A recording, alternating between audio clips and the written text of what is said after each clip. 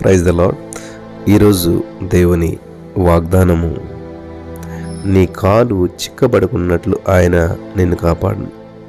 సామెతలు 3:26. ఇక్కడ దేవుడు చాలా స్పష్టంగా మనకి సెలవిస్తున్నటువంటి మాట, చాలా అద్భుతమైనటువంటి మాట.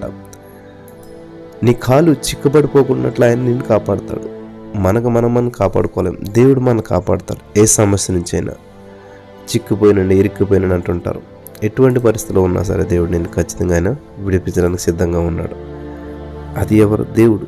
ఆయన మీద మనం ఆధారపడుతూ ఆయన వైపు చూస్తూ ఉన్నప్పుడు ఖచ్చితంగా ఆయన మనకు విడుదల ఇస్తాడు. నమ్ముతున్నారా? నమ్మిన వారంతా కూడా స్వతంత్రించుకుందరు కాక.